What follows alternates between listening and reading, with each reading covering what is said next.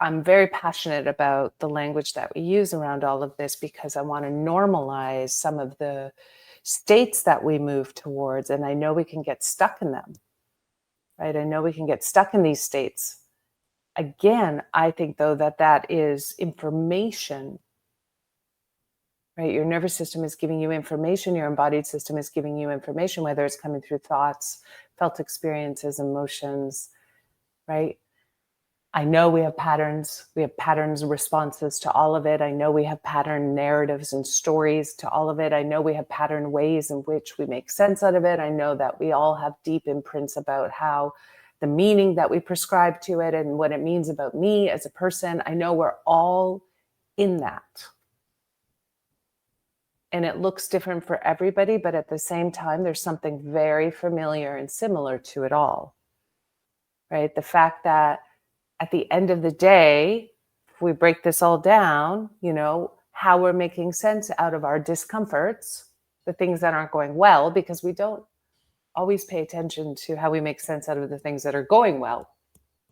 But when things aren't going well, at the end of the day, it's hooking into one of our core limiting beliefs.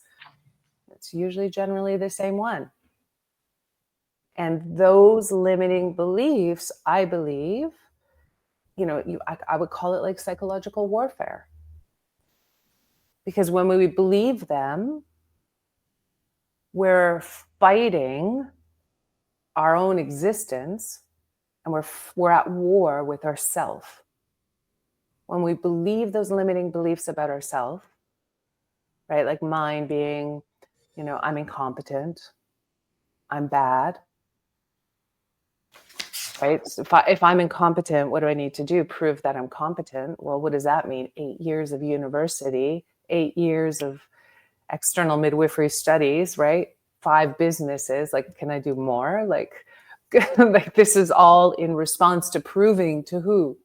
Proving to others and myself that I am competent. And if I can finally rest in what it feels like to be competent, then maybe I'll be loved and I'll belong. It's all coming back to being able to feel worthy enough to be in this human experience and receive the love that we all desire and crave and are starving for. All those limiting beliefs prevent us from actually being in a state of like resting into who I am in this human experience that I'm in, and believing that I'm worthy enough to have really good relationships with people and feel love. I mean, if we had that, we'd be living in a different universe. Mm-hmm. But like at the end, that's where we're all going. There is not, there's nobody that I've worked with that it looks different. And so the work is that we become aware of the limiting belief that's so deeply embedded into our operating system, which is like in the hardware, because it got laid in there and it's not even ours, it's intergenerational, right? How we make sense out of these stressful experiences about ourselves with it. It's not personal.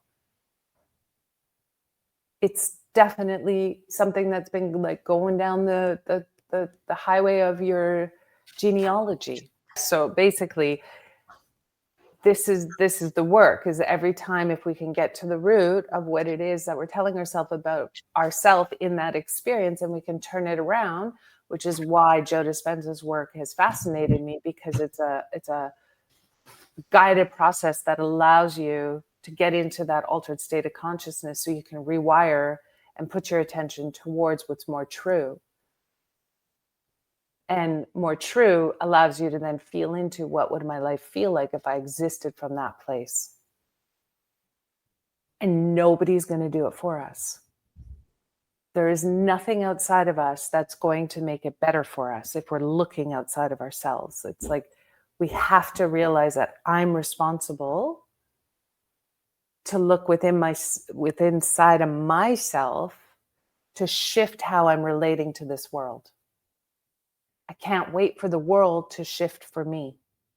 And that's basically what the majority of us do, is we put our attention on the outside world and we wait for the outside world to shift so I can feel better. And then it's never shifting. And so it's the outside world's problem that I feel the way that I feel. And then that's the trap that we get into. And so the most radical thing that we can do is recognize that I can't wait anymore for the outside world to change for me.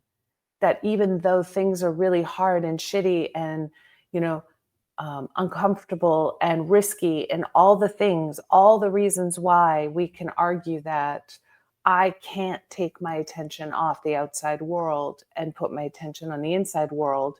And all the reasons why it seems like I'm a fool if I think that I have any sense of power or control to co-create in this dance.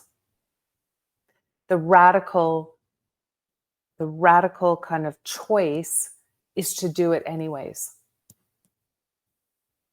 It's like, well, I'm going to do it anyways because there's enough evidence now for me to lean into it, to believe and trust that that's actually possible. So if I'm miserable, then it's my responsibility to do something about that.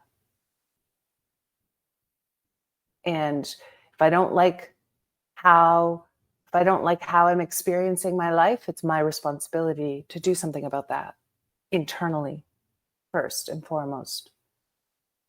And that's a really hard pill to swallow because it's a form of radical responsibility. And a lot of us get tripped up in this idea that then it's my fault that life is not turning out the way I want it to turn out.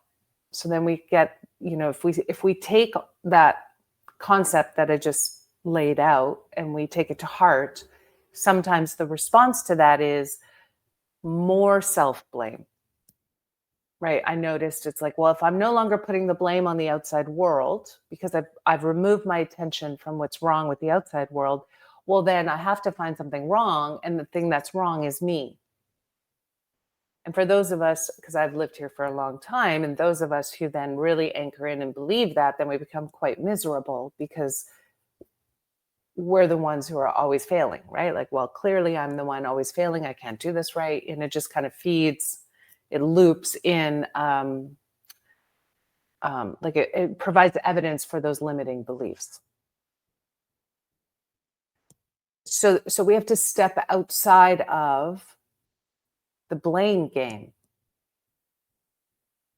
Right? We have to stop looking outside the world into the world going, where can I put my finger and blame what's going on and why it's bad and why it's wrong? If I just put all my attention out there and I'm like, well, this is why it's horrible. And then if I stop doing that, but then I put all my attention here and go, well, here's all the reasons why it's all fucked up, right? Because it's me. We have to step outside of that cycle completely. And that's radical acceptance.